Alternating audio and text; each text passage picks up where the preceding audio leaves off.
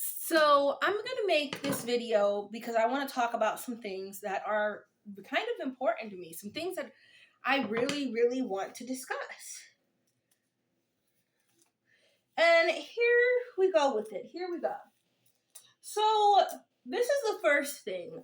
I hate it when somebody wants to sit there and call you a liar. When somebody sits there and calls you a liar, and this person is not around you at all to literally know what is going on in your life. This person is not trying to be around you. They're not doing anything at all. They're not around you. They don't live in your household. They're not with you 24 hours of the day or even 24/7. They don't know nothing. But they want to sit there and constantly call you a liar. And it's something that just irritates me because how are you going to sit there and call somebody a liar like that when you are not around this person at all? Like, if you're not with this person 24 hours a day, how do you know this is a lie? If you're not with them, if you're not around them, how would you know? You don't. How would you know honestly, how would you know what is going on in that person's life if you're not with them? If you're not, and not only just not with them, if you're not even talking to that person on the phone or video calling them, how would you know if they're lying or not? You don't. And this is something I get sick and tired of because I myself get called a liar constantly when I'm not lying about nothing. And the people that call me a liar aren't even with me. These people don't call to check up on me. These people don't come over to visit. They don't come around me. They're not around me at all. Half the time, these people ignore the fact that I even exist. Like, the only time that they even really want anything to do with me is if they need me to do something for them. Like if they need me to do something on the computer for them, or they need a babysitter, or something like of that nature. That's the only time these people ever even acknowledge my existence. Like, how are you going to sit there and call me a liar and you rarely even contact me? You rarely do that. And then that brings me to something else. How are you going to sit there and say something's going on in somebody else's household and you don't go to visit them? How can you sit there and do that?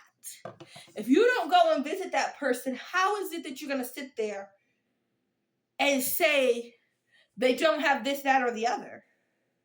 You can't even do that because guess what? You don't know what they got.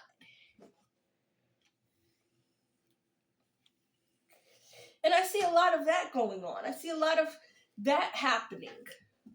You want to sit there and say, oh, well, this person doesn't have this appliance or this person doesn't have this furniture. You ain't been in their house but 3 times in a month, in 1 month, in a year, and that's in a month. And that is only 1 month out of a year you've been at that person's house. How would you know what appliances and furniture that person does or does not have if you ain't been in their house, if you ain't been over to visit them? You don't.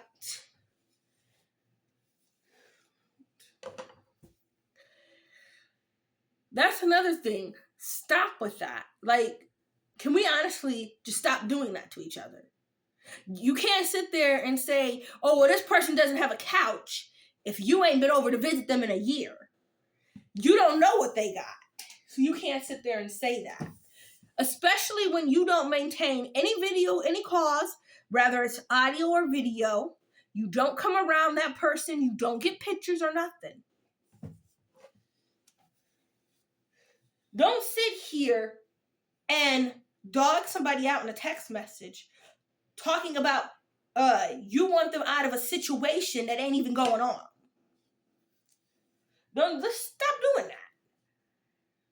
Stop sitting here telling somebody, we love you, we hope you get tired of being abused when there's no abuse going on.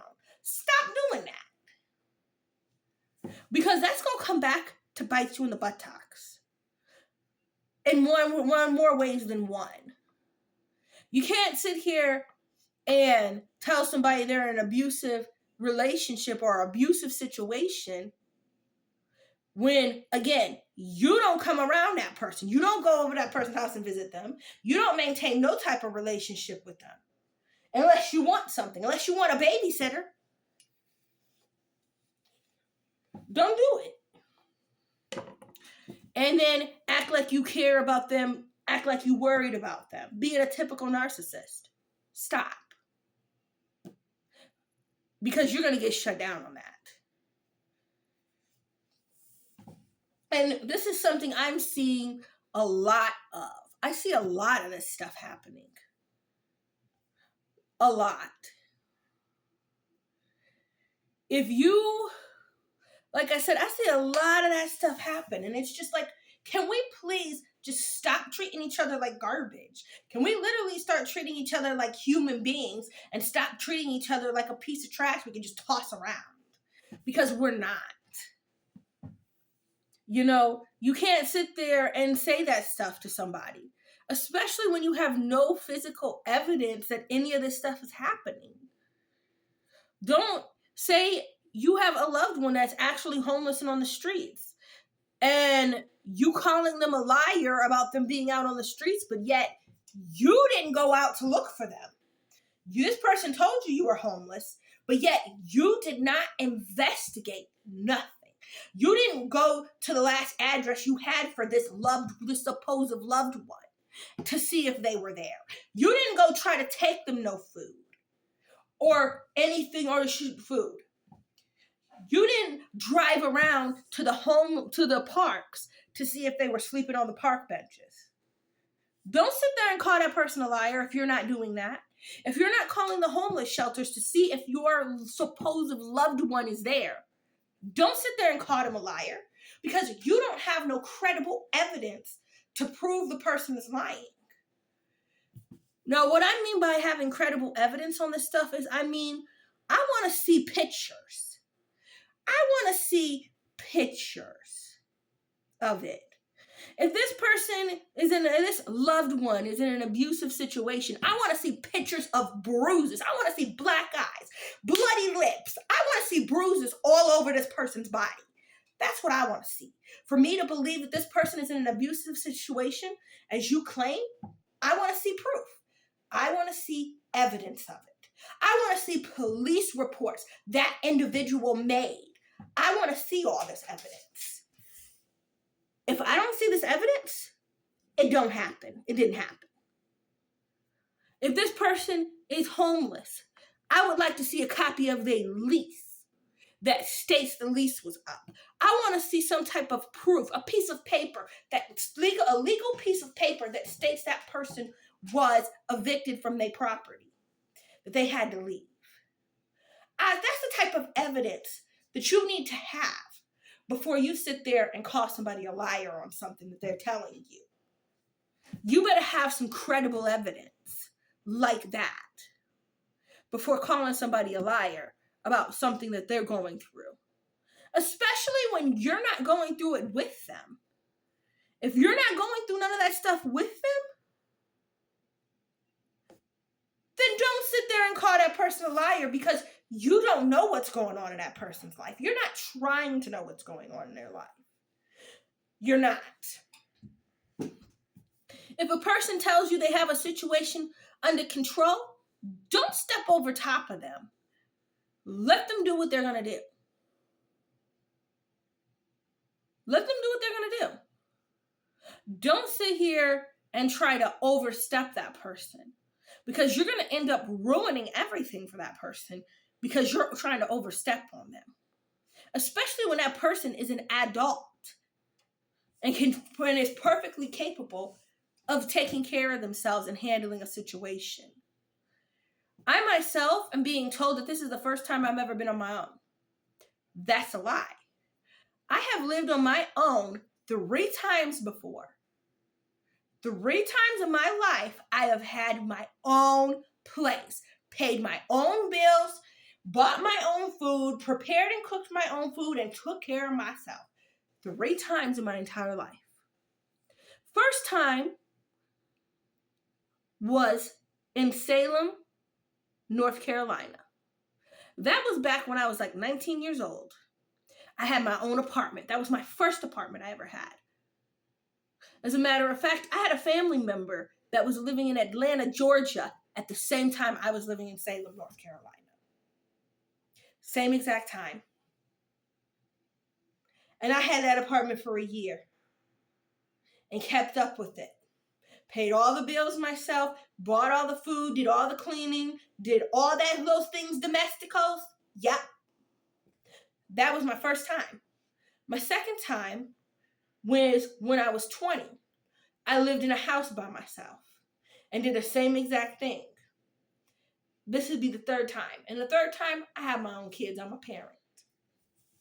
So don't sit there, parent. You can't sit there and say that I'm lying about that, especially if you weren't there when I had those 3 places. Because I know there's some people that are going to sit there and try to say that I'm lying on that. You weren't living with me. You weren't visiting me. You don't know nothing because you weren't there with me. So you can't sit there and say that I'm lying about that. I could actually give you the addresses to those 3 places that I have lived. To those places that I have lived on my own. And yeah, I do get tired of that. I get tired of that. I get tired of it. I get tired of people sitting here saying that I'm with somebody and this person may not even be around me. You don't have no proof that I'm with that person. You don't have, again, I want to see a picture of me and that person together. I want to see proof. I want to see receipts to a store me and that person went to. I want to see I want to see all this stuff. I want you to give me all this evidence that I was with that person. If you don't have it, don't say nothing. Point blank. And this is just half of the things that I deal with that I get sick and tired of. It's like we really need to stop doing this to people. Stop doing this to each other, especially to a supposed loved one, someone that you claim is a family member. Stop doing it. That's all the time I have for this particular video. I will be making another video and posting it. So check into this video. If you like this video, check into my others. Like and subscribe if you like this video.